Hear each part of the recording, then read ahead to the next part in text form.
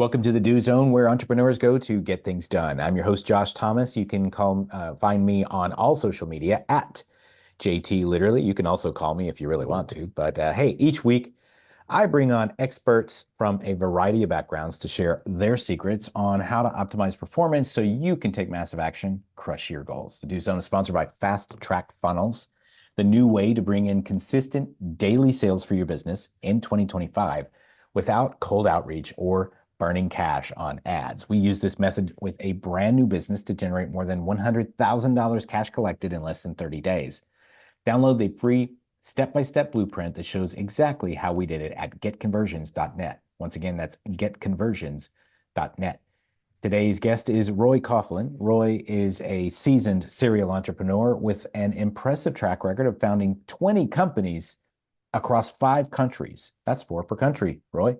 As a podcast coach and host, Roy has successfully launched and driven 6 podcasts to the top echelons of the industry, with all consistently ranking in the top 5% and 4 reaching the prestigious top 0.5%. Roy, welcome to the Do Zone. Tell us something you believe is the key to getting stuff done that most people wouldn't think of. First of all, Josh, thank you very much for having me on the show. I think it's systemizing everything and just watching what you're doing. Because if you systemize it and you track your time, how do you compress it? I look at everything like that. Whatever it is I'm doing, how do I make this faster? How do I make this better? Or how can I outsource the things that I do? And a lot of people, they do the wrong things, or they have their to-do list and they end up doing all the things that think they're having a busy day instead of doing the main items. And say in the podcasting world, I mean, if I look at the 7-year journey, everything has compressed. It's like a lot of people, I mean, I've released 1,500 episodes. Most people say they can't do one. They're saying they don't have the time. And it's learning as you go along. Like I see you've just done what I'm doing now as well. Like you've done your intro now rather than insert it later, because it actually takes time to insert it later. And I've learned that. So by actually doing exactly what you do, I don't have to be inserting it and then saving it, because it's not only inserting it on both sides, it's then you have to upload it to compress it, and it takes a bit of time and your computer slows down and then you're doing enhancements. So it's watching every single thing like that, so that you're watching every minute and trying not to waste it. Yeah, well said, Ben. And yeah, you picked it up. I mean, the most important part of podcasting is not sitting there editing. And to a certain extent, it's not even like publishing the episode. And I know that's a little bit of a contrarian opinion. But the most important thing, a part of podcasting, especially if it's an interview-based podcast, is creating a great conversation worth having. And if you create a great conversation worth having, then other people will say, well, that's a conversation worth listening to. Or they won't. Can't really control that. Uh, I'm glad that you picked up on that, because we need to focus on the things that are actually going to move the needle for us. And sometimes we focus a ton of energy on all of these other things that make us feel like we are busy, when in fact, we're just in motion. And that's a common concept from this book right behind me called Atomic Habits, motion versus action. And it's the idea of, well, if I'm moving around a lot, I must be getting a lot done. But in reality, it's kind of like the Flintstones or whatever, where you're just like spinning your feet and not actually going anywhere.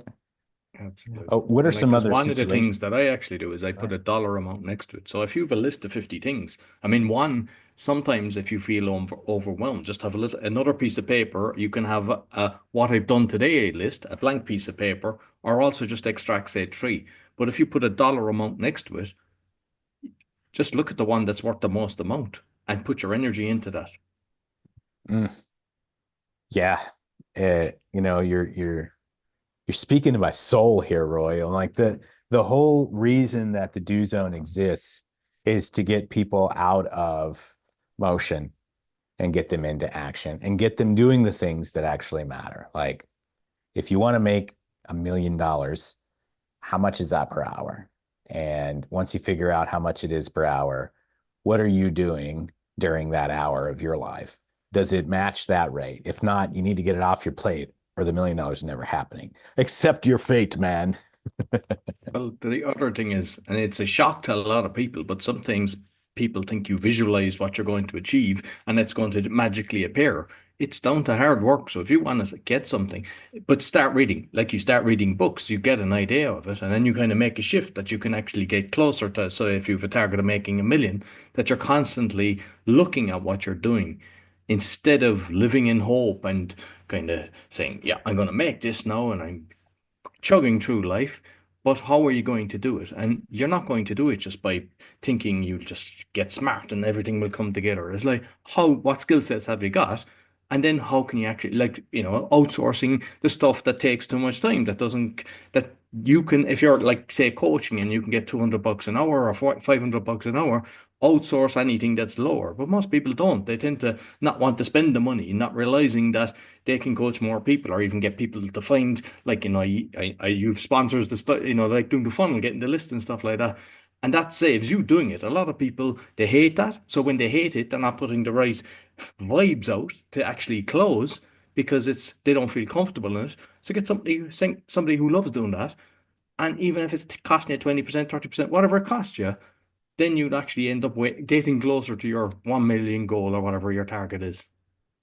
What's been interesting to me is as I develop and it's always we always like to talk about like back in the day when I used to suck at things.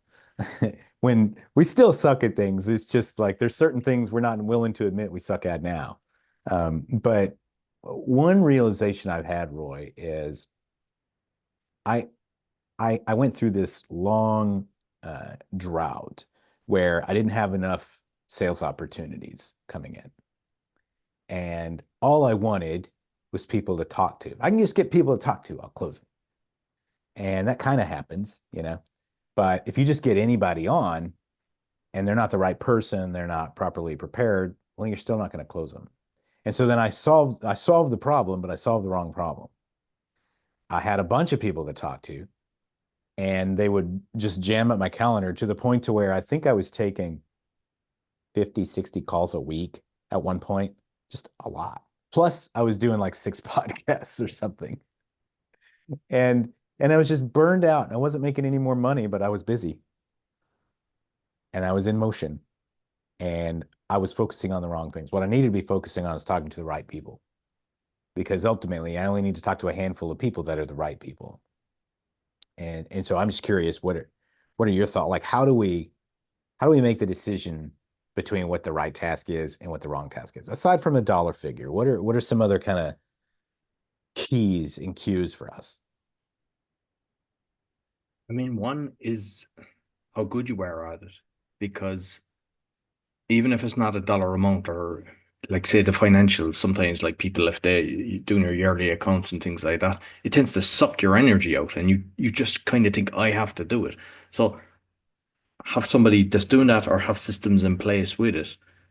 And it's you just have to be focused on what you're doing, because if you're paying attention to every task, and it's hard to do, it's like being totally present, being mindful. When you're mindful, when you're totally present, every task that you do, you'll know what it's doing. Is it serving you or not? Like even me, like I'm constantly like you're podcasting a lot, you're doing different things, but you're still learning. You like no, it's like say the YouTube. I'm doing a show weekly with a guy. I'm constantly trying to figure out how can I improve this? What can I do?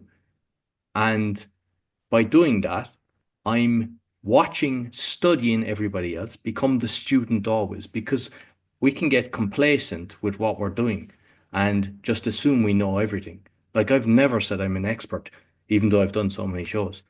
I'm constantly trying to learn from others and develop my skill set. And by improving my skill set, I become better or I find a better way of doing everything.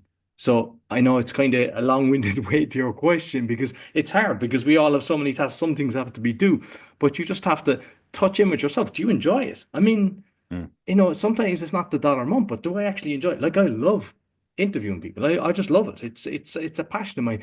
The editing sometimes, because sometimes when you're listening back, it's not the conversation because you're totally present. You're actually sitting back enjoying it as well. So you know the listeners will enjoy it. I don't outsource that because I make show notes and I know when to do the timestamps for the team then to do shorts and things like that. So there are things that I won't outsource. But when you start seeing things that like sharing on social media and all that, it needs to be done, but that's something that I can get somebody else to do. I used to do it, and I think when you do all the different tasks when you're a business owner, it's a lot easier to teach the person and understand when they're doing it right or wrong. Whereas, say, for example, if you outsource the editing from the start, you don't have a clue if they're doing it good or not. I've seen people come to me and they're looking for help to improve their show. And I listen to it and I know they're paying, like I came across people, they're paying hundreds of bucks to get their show edited and it's poor. And mm. if they had done it themselves, they would know. So I think sometimes it's painful to learn skills. Like I'll give you an example. I had loads of companies, as you mentioned at the start. I was getting a tax bill in Ireland years ago, 10 years plus ago, and they were saying, oh, you've this. And they were auditors as well, my accountants. And I read a book called Tax Magic, written by the Revenue. And I read it page one to the end, and I highlighted everything. And I said, can I do this, this, this, and this? Yeah, I got a tax rebate. And Boom. I learned, don't trust your accountants. Who cares more about your money? You do. I've We had do. over 100 court cases. Who cares more about your life?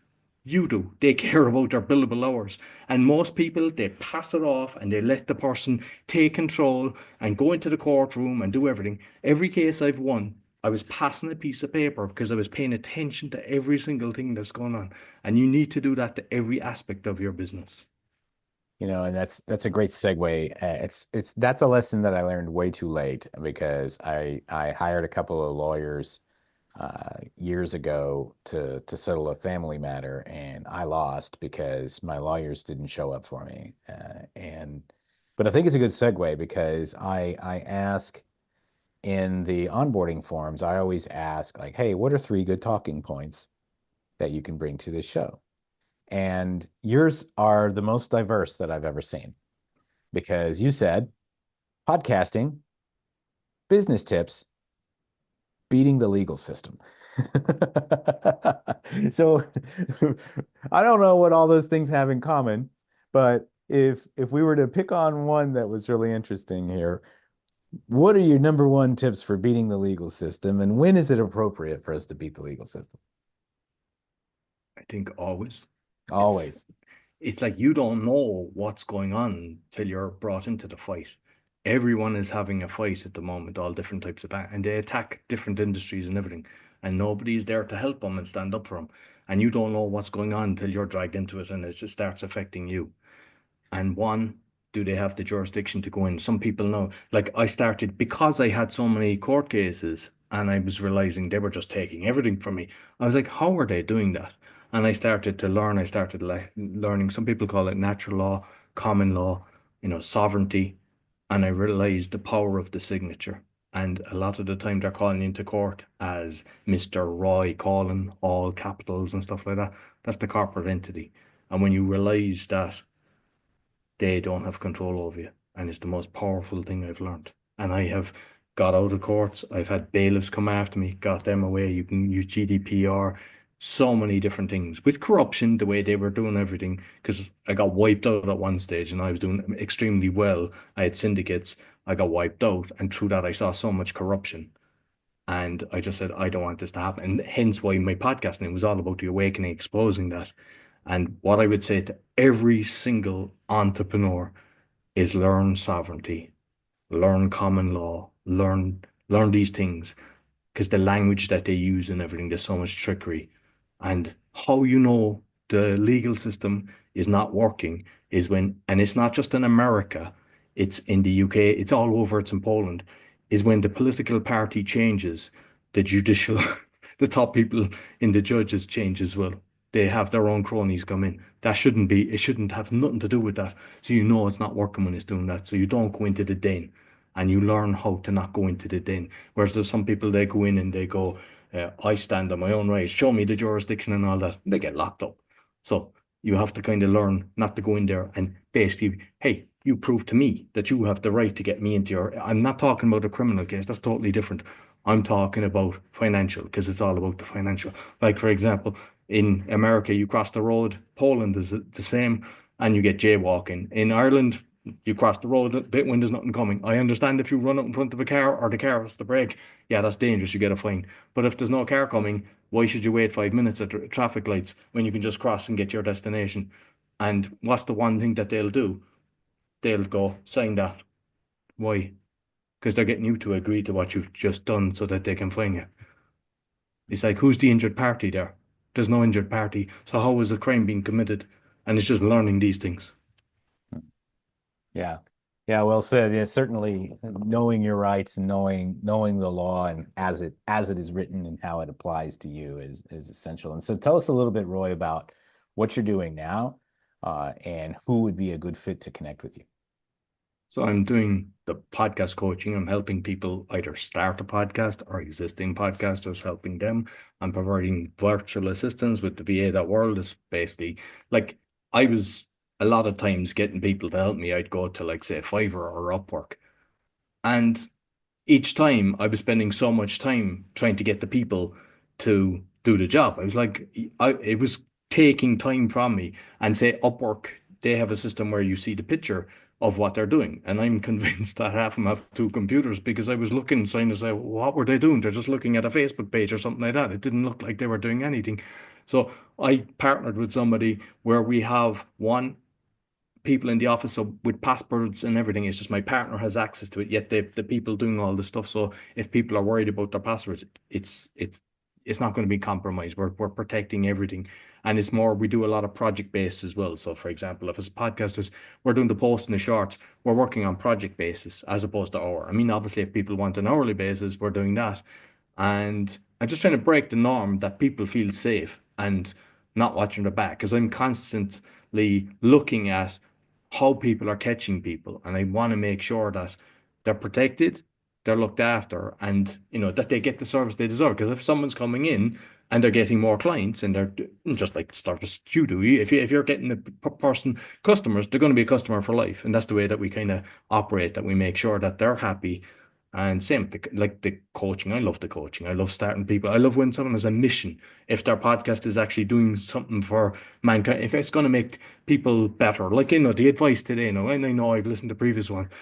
People can actually learn so much that can save their life. It can save them from going bankrupt just by some tip that they get. And I think that's great when there's shows like that. I get passionate about it. I love helping people that are actually making this world a better place. Excellent. And where can we go to learn more about you specifically? Well, if they're watching, they can scan the QR code or they can go to roycoughlan.com. Excellent. Well, hey, we're going to wrap up from here. Thanks so much to our guest, Roy Coughlan, for coming on and sharing a little bit of wisdom about how he gets things done, and also reminding us about sovereignty and to question everything, make sure that you're always protecting yourself. For those of you who are out there sitting in court right now, maybe listening to the Do Zone podcast, or maybe you're jaywalking in the street, or maybe you're doing some crunches in the gym, snap a selfie, tag me at JT Literally. Tell me what you do while you're in the Do Zone. And once again, if you want to get more sales without as much effort and make sure that you have a full calendar of prospects who want what you have, you can download the Fast Track Funnels Blueprint for free at getconversions.net. That'll do it for this episode. Let's see you later. Get back to work.